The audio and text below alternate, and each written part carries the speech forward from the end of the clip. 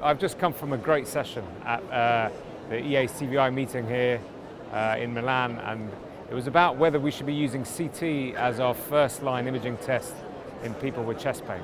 So this is a controversial area, one that there's very strong opinions on both sides of the debate, but it really stems from the Hart trial that was published just recently, presented at the ESC at the last meeting, and this was a trial of randomized controlled trial of patients with stable chest pain being seen in the chest pain clinic in the UK, and they were basically randomized to CT versus standard care. This was CT plus standard care versus standard care.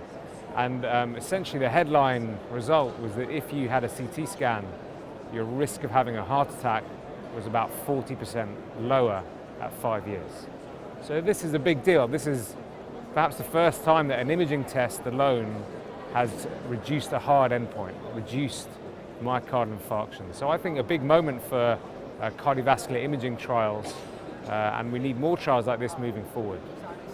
So it's controversial because people have questioned, like, what is the mechanism for that? How can an imaging test reduce myocardial infarction? And that's been interesting. And I think what it is just basically we're more accurate in the diagnosis. We make sure that the right patient gets the right treatment. We put people with the disease on the right therapy, and that reduces events. So I personally think that CT is an excellent first choice for imaging people with chest pain.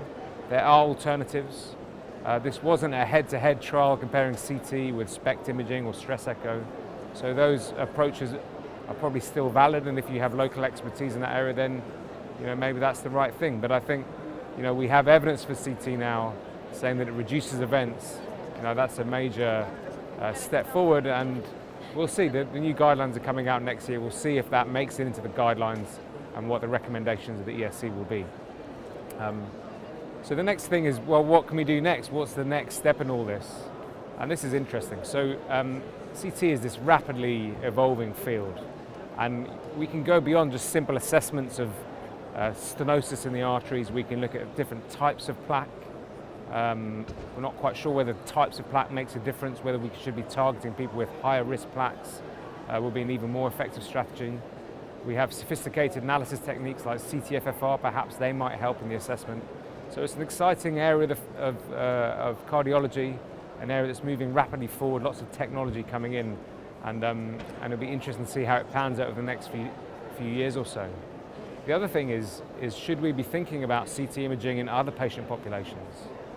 A lot of the benefits to CT imaging is identifying people with early plaque disease, non-obstructive plaque, and perhaps we should be thinking about CT as a screening tool. Now that is even more controversial, and a lot of proponents either side of the debate, but we've just received funding for Hart 2, and this will be a trial done again in the UK where we'll be taking patients, asymptomatic patients, between the age of 50 and 75, and we'll randomize them. They'll either get statins and aspirin based on their risk scores, framing and risk scores, what we usually do, or they'll get preventive therapy based on a CT scan. And this is going to be a big trial, a big step forward in the field, and very exciting. We'll see what's better. A risk score is better than CT. Can CT justify the added costs associated with it in terms of improving outcomes? So I'm excited about doing the trial and very excited to see what the results will show.